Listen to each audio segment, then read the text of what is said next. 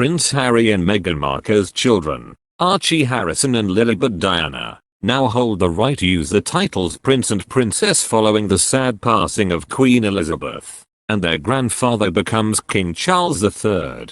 According to a 1917 law from King George V, also known as the George V Convention or 1917 Letters Patent, the children of a sovereign and the children of a sovereign's sons are entitled to HRH-style titles and the distinction of a prince or princess prefixed to their name.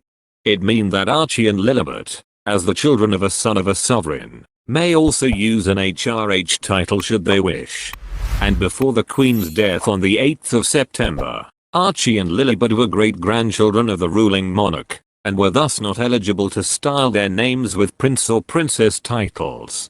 But now, in effect with the Queen's son becoming King Charles III, his grandchildren, including Archie and baby sister Lilibet, automatically became princes or princesses. However, it will be up to Harry and Meghan, still known as the Duke and Duchess of Sussex, to choose whether their little ones will, in fact, use said titles. As it stands, their children are now the first ever Prince and Princess of Sussex. Meanwhile, Prince George, 9, has always been an exception to the rules outlined in the 1917 decree. As a direct successor to the British throne, he is going to be king one day, so George has been styled as a prince since birth. But any other children that William and Kate had were not. Princess Charlotte and Prince Louis would not normally have been given prince and princess titles.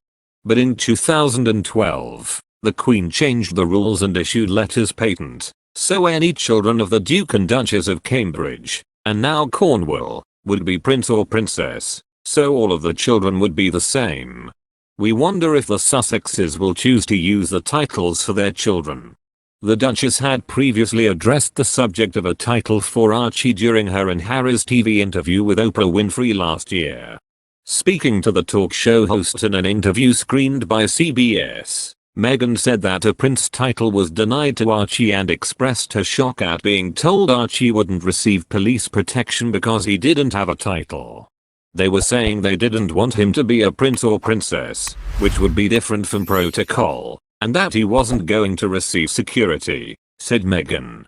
However, when Archie was born 7th in line to the throne in May 2019, he was too far down the line of succession. Despite being the late Queen's great-grandchild, he was not the firstborn son of Charles, therefore was not automatically a prince at that time. The Queen offered him the titles Earl of Dumbarton or Lord Archie Mountbatten Windsor, but Harry and Meghan chose not to use either for their son, instead calling him Master Archie Mountbatten Windsor. Meghan and Harry also stopped using their own HRH styles after stepping back as frontline royals and moving to the United States at the start of 2020. But now, in the wake of Queen Elizabeth II's death, Archie ranks 6th in order of succession to the throne behind Prince William, his 3 children, and Prince Harry. And if Harry and Meghan decide that Archie and Lily will be known as a prince and a princess, this will stand in direct contrast to how Harry has always spoken about the burden of having a title. He repeatedly stressed the importance of wanting to be seen as normal and confessed in 2017 that he once wanted out of the royal family, a wish that became a reality in 2020.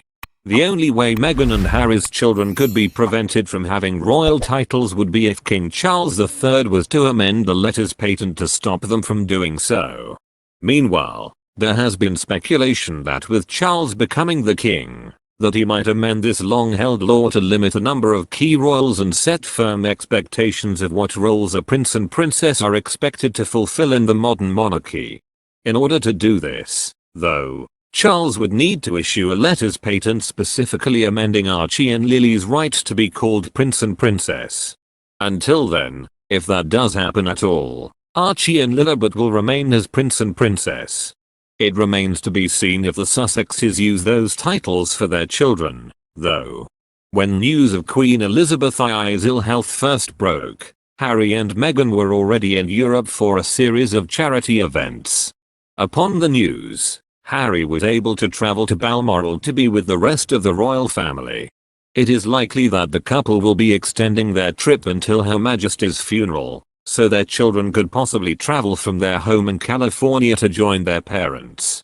It is unknown who is currently looking after the pair, although Meghan's mother Doria Ragland has helped with childcare in the past, so it is thought that the youngsters may make the journey with their grandmother.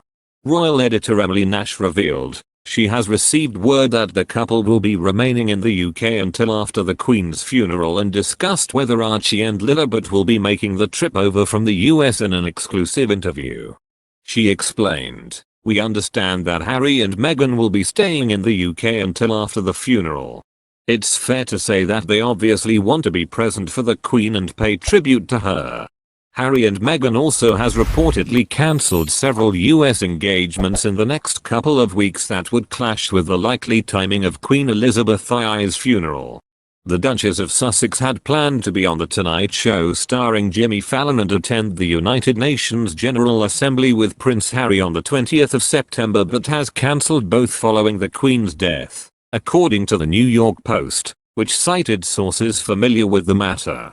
Meghan also plans to delay releasing the next installment of her podcast Archetypes, which was set to come out on Spotify next Tuesday, has also been delayed.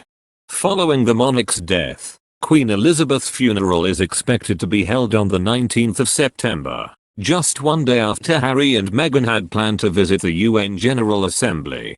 Now their plans have been put on hold as they mourn leading up to and following the state funeral plan for the monarch. It comes after King Charles offered an olive branch to the couple during his first address to the nation as the new sovereign, saying he wished to express his love for Harry and Meghan as they continue to build their lives overseas. Before, Prince Harry traveled solo to see his grandmother as she was dying, and that wasn't by accident. Meghan Markle reportedly did not get an invite to be by her side. Royal expert Katie Nichols said that it's understood the Duchess of Sussex was not included in the reach out to Harry when news came down that Queen Elizabeth was on her deathbed, which explains why he made the voyage on his own. This was, of course, news to the palace and it did not go down well. Many behind royal walls, frankly, were incredulous. Some speculated Meghan might have opted out as a courtesy or out of respect for Harry. They hadn't considered that William's wife wouldn't be there, with Kate staying in London instead, and when it was pointed out that she wouldn't be, they realized how bad it looked. Others believe Meghan was effectively banned, using the argument that Kate, now the Princess of Wales, was staying at home. Either way, their hurried announcement that only Harry would be making the trip north from the capital prompted a sigh of relief among aides. Thank you for watching our latest video about the royal family. We always try to regularly update the latest news videos about the British royal family to meet your requirements. Our channel always has an objective, multi-dimensional view of the news. My main goal is just to entertain people. Hope you enjoy this news. If you have any questions or requests about content to watch, please leave a comment below this video of us.